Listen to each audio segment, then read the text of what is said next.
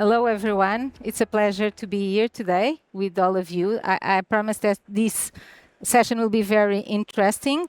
We will be talking about navigating AI regulation and how to ensure compliance and promoting innovation at the same time, which is a huge challenge. And we have the pleasure to have here with us the president of ANACOM, as already introduced. And I don't know, most of you probably don't know, but ANACOM has been appointed, not officially, but already announced to be the supervising authority under the AI Act in Portugal for activities related to the AI Act. So let's start this conversation. Sandra, thank you so much for being here. Well, before we talk about specifically about AI, we know that AI doesn't live in isolation. AI doesn't operate in an isolated world. There is a huge digital ecosystem composed by submarine cables, satellite communications, cloud platforms, connectivity networks that are around this ecosystem and that are important for this whole digital sector.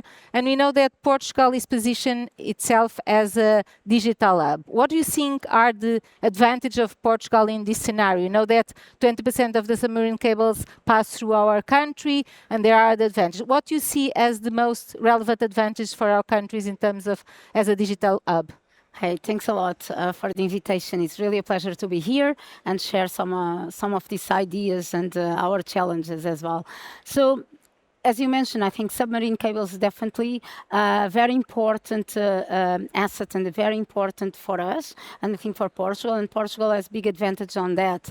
So we have like a big sea, so our economic exclusive zone, it's basically the third biggest economic exclusive zone in European Union, the fifth highest in Europe, and the 20th largest in the world. So we have submarine cables that land in Portugal that are connecting to the entire world, except like one continent, except Antarctica.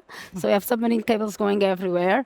And as we know, like our waters are very suitable for that, because immediately after, let's say, not far from our coast, I'll even say 6 kilometers of our coast, the deepness of our waters can reach 100 meters. So we have geographically, like our location is perfect, because it also diminishes the distance between like South America, Europe, Africa. So it can give you like also diminish the latency, but also like the kind of waters and the deepness that we have in our waters.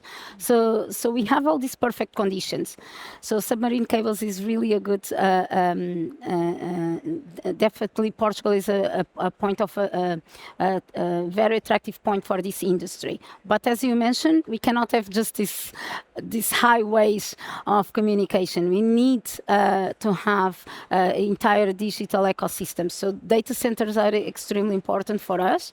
So we need to have a place to put all this data.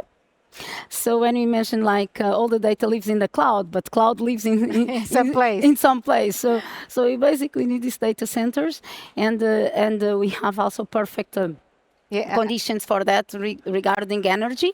So very good sources for renewable energy in Portugal, and so we are investing that. We have, as people know, like the Start Campus, a big data center, but also there was a study published by Copenhagen Economics that says that in the next coming years until 2030.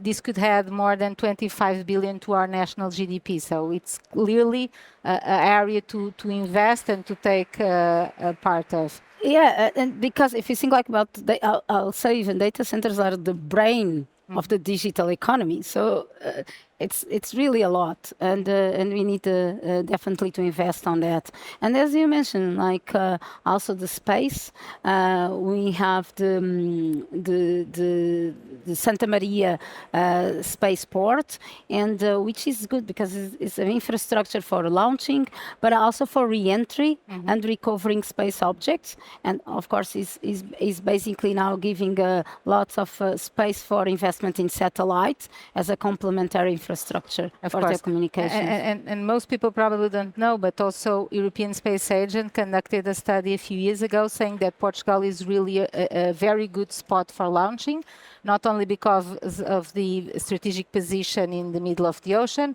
not many planes crossing that region there, and also in terms of the energy that is required to move satellites up, it's a very good spot. So yeah, we are in very good conditions. And ANACOM has the privilege of regulating all these issues. So ANACOM is the regulator in Portugal for the telecommunication, for the digital platforms. Access to space is also with ANACOM, and now AI. So And the postal, yeah, which the is still postal. very important. A more traditional, yeah, we tend to forget the postal. It's a more traditional business, but yeah, also the postal. So it's quite challenging, quite enthusiastic. It's a very interesting role, important role for our economy. How do you see, what's your vision in this evolving scenario, and ANACOM having more responsibilities in all these fields? I think in some way it's very good because you have the perspective of the ecosystem. But Yes. go ahead. So this is not it's not only happening in our country. Right? So this is like a tendency everywhere in Europe. Like regulators are increasing their competences because we are now talking about this large digital ecosystem. So we cannot talk about telecommunications in isolation of the digital platforms, the data governance, cybersecurity, and AI. So this is all this ecosystem. So it's not just typical that ANACOM is gaining competences. Also, some other regulators are gaining competences because of this big ecosystem, and it's common in Europe. But it's a big challenge. Of course, it's a big challenge because we now need to think about regulation in a different way as well. So we have to adapt not only let me say like in this way. So there is a big technological transformation, and is impacting all the markets, capital markets, labor markets. We cannot just live as if this is not happening. So we also have to reinvent ourselves. And as regulators, we have to do it. We have to have a regulation that is more agile, that is more friendly to hard experimentation. And I'm definitely talking here about regulatory sandboxes, and we have to do it in, being more active, more proactive, and not just reactive. We have to intervene more ex ante, and I'm not talking exactly about ex ante regulation, the typical ex ante regulation. It's not that. Anticipate probably the challenges. It's also embrace, like, for instance, compliance by design. When we talk about AI, privacy by design, but also help firms to reach this goal. So we have to work much more in collaboration. Cybersecurity is another example. So it's not that we just want to act reactively and, and as a regulator, impose some fines when they have to be imposed or act exposed. No, we need to work in cooperation with the sector, with the firms, basically to help them to to implement all this legislation in a good way. So we should be part of it. Yes, I find that's extremely important. It's not always that regulation has that approach, and I'm glad to understand. And we have seen in the last months and years that ANACOM is doing that type of approach. It's quite challenging because all these subject matters are extremely complex, very technical. But yeah, I think that is extremely important, and that is the way forward. Regulator having a sense that you need to help companies to also innovate and to implement rules, but also taking in consideration innovation. Like if you think about AI Act or the DSA and the Digital Service Act, so basically they are very complex, and they are. I'm an economist. I don't come from a law background, but they are extremely complex. And we need to also help organizations to implement them in the best way. So creating guidelines for example, and having much more meetings and work meetings, technical meetings with firms, with the industry, and we can't forget that in Portugal, like we have lots of small and medium firms that also they don't have the capacity that large firms have with the big legal departments, but they also need to comply. Of course. So I think here, if we want to attract even more startups, even some firms to invest in Portugal, we have to be open to do this joint work with the industry. I think that's very important. Now, let's have a view more of the artificial intelligence. And you said you have economic background and you are a specialist in economic behaviors and also in regulatory design. Specifically in AI, how do you see this working, this process of innovation?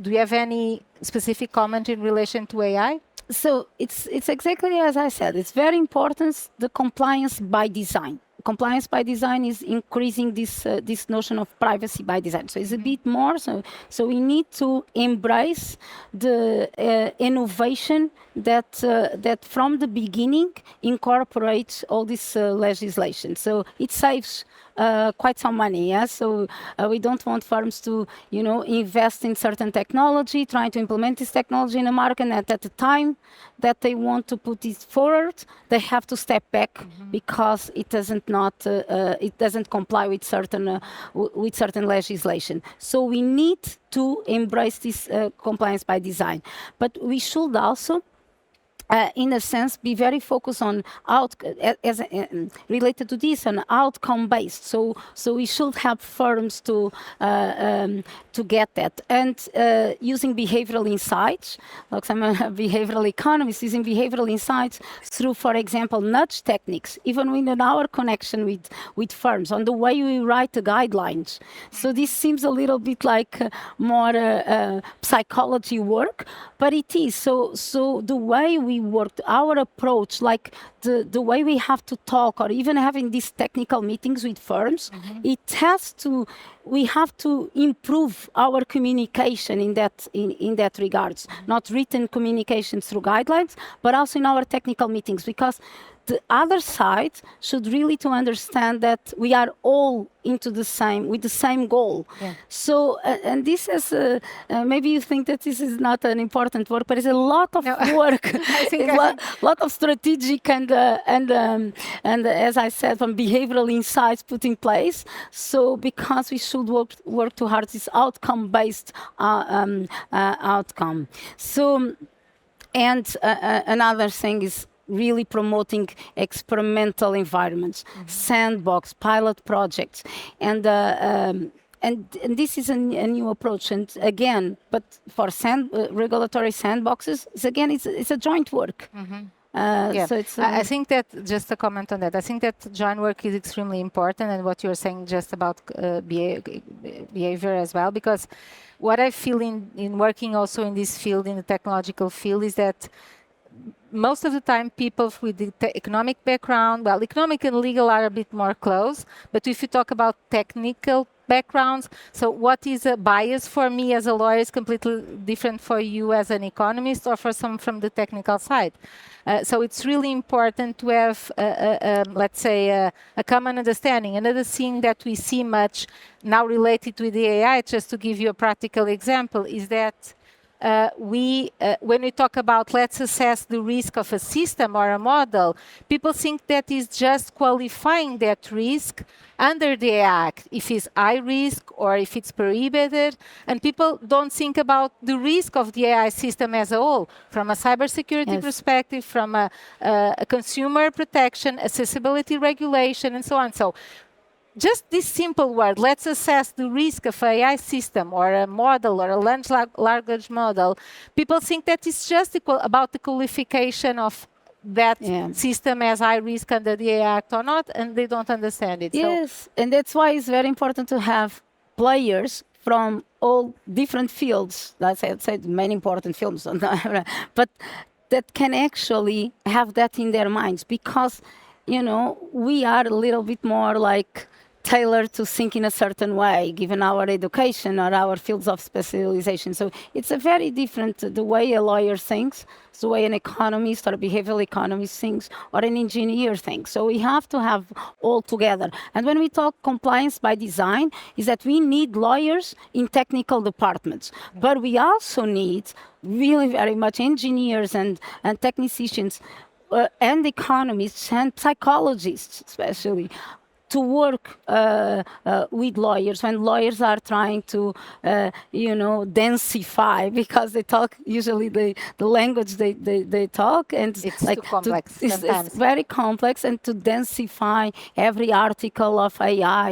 So we need to write with the intention for a firm to basically want to implement from the beginning. So we need to have all this group of people. And this is a big challenge because we have to think when we got these competences. For me, like immediately was, well, I need human resources. So I need people with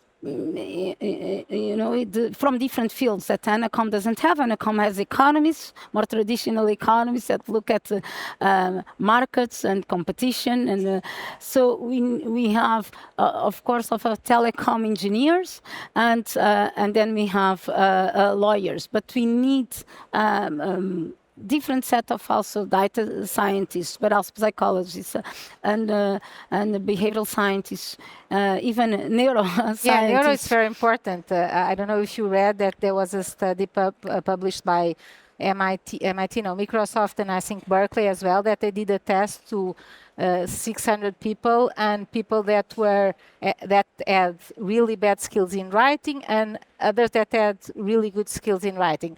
And these with good skills in writing just spent 6 months of their life just using ChatGPT to write. And then they did a test to see what group was performing better. And the one that was not so skilled in writing performed much better than the group that was initially much better performed. So it's proven, and neuroscience says this all the time, that artificial intelligence can make us lazy, and our brains will become lazy if we don't combat this in a certain way. It's like other things that we had in history. So it's really important also to integrate that in the process, because not because we are not using, just because of that, but try to understand how we combat this disadvantage. That because AI has really fantastic advantages, but it has also some advantages. So it's important that when you regulate, as a regulator, you consider all the fields of expertise. And everything, because even you, so remind me a study that I'm actually working on, because as I mentioned, I'm an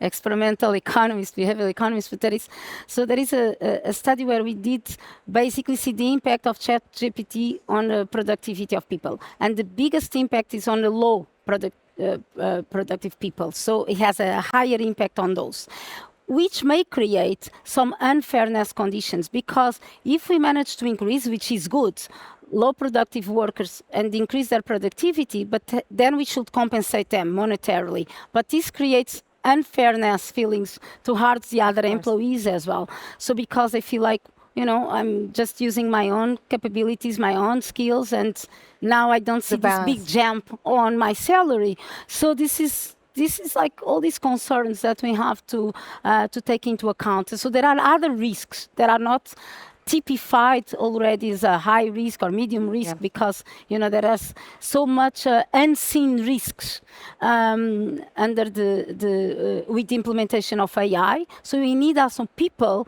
that that call attention for that. Yeah, that's very important. Thank you. Very interesting. I had your question, but you already answered about what you think will be the biggest challenge, and for Anacom. I think human resource. I think it's a big challenge for everyone. Yes, like now hire people. It has been, I think it will be one of the highest challenges in our economies nowadays. So for us, it's also a big challenge. Of course, the complexity of AI systems, and the fact that if you look at about which sectors we often regulate. Okay, telecoms, it's self-contained. Postal sector, okay, space, okay, self-contained. Even the digital, let's say under the Digital Service Act, okay, we are talking about platforms. And even with that act, we don't have the big platforms. We are not regulating them. Then they are under the European Commission. But when we talk about AI, we are talking about a technology that is cross sectors. So, and it doesn't mean, and the risks across sector that are also different. And so it's not that we have to be specialists in health or education, but but we have now to have a certain minimum of common understanding and interact with all these sectors that have their own specificities. So that gives a lot, it's a big challenge. And as you know, and traditional, all regulators are very much used to work in silos. Yeah, each of us in their own houses, and this brings a different challenge. So we have to collaborate much more. Even though we are like we are the competent authority, and as you said, surveillance market authority, but still we cannot do it alone. So we have to interact a lot, and that is a big challenge for our teams that have to also embrace this openness and this dialogue with other regulators and entities. It's not just like regulators. Also international, we talk a lot, and we are in the international groups of, let's say, in the telecom regulators. European regulators like BEREC is one example, ERGP for the postal. But now, for the AI, we have a different set of regulators as well, because to double ANACOM human resources. yeah, but also if you think like in AI board or DSA board, we have regulators that are not just the typical telecom. Each country designated their market surveillance authorities that could be telecom or the media regulator or another or independent agency. So now we have to deal with a different set of regulators as well. And exactly. And for instance, Spain designated just one regulator for AI, which is not the telecom regulator. Then we have Ireland, that is several regulators. So it's very difficult, even international. Yes, like even the language that we are used to talk it's different. So it's a very comfortable now if I'm on a, let's say, in a BEREC meeting, so the regulators for telecom, and we are all dealing with the same issues. But then when I'm in a DSA board meeting or in AI board meetings, it's the same. So diversity is really huge. And then there is another thing. We are now at a time that we have to do, let's say, a more data-driven regulation. We have to be a more chirurgical regulation, because we have to look for innovation. We have we know as regulators that we have a big role in also promoting innovation. We are not an innovation promotion agency, but we have to create a good environment for innovation to prosper. And this also is a big challenge, because we traditionally have teams that work with us for more than 20 years, and they are tailor-made for a certain type of regulation. So internally, people have to reinvent themselves and also to embrace this different sort of regulation, and that is much more, I'll say, friendly to innovation. It's a different approach. So we have to hire new people. We have, of course, to convert people that are inside into a new perspective, and also the way we interact with others internationally is also great. a big challenge. I think that is a great way to conclude our conversation. Thanks I know a that lot. you have a meeting. Thanks.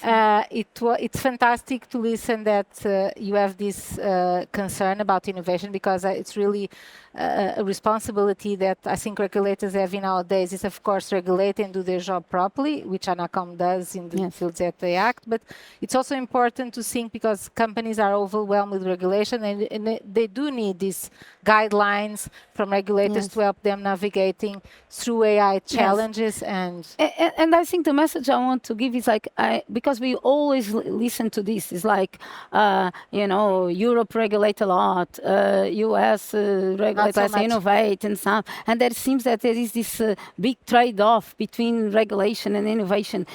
We don't need that. We just need, as I said, compliance by design. I think is really the answer, because then we embrace from the beginning. We embrace the legislation from the beginning. It's good for consumers. It's a selling point, because in the end we want a more secure innovation. People appreciate privacy. How can we, we are doing this innovation for all of us as consumers, as users. So we have to be all together into this goal of compliance and innovation. But so compliance by design, So you innovate, embracing compliance. If you comply by design, Yes. you embrace innovation. Yeah, Yes. that's a very good sentence Yeah. to conclude. Thank you very much, Thank Sandra. you It a was a lot. pleasure. Thank you Thanks a so lot. much.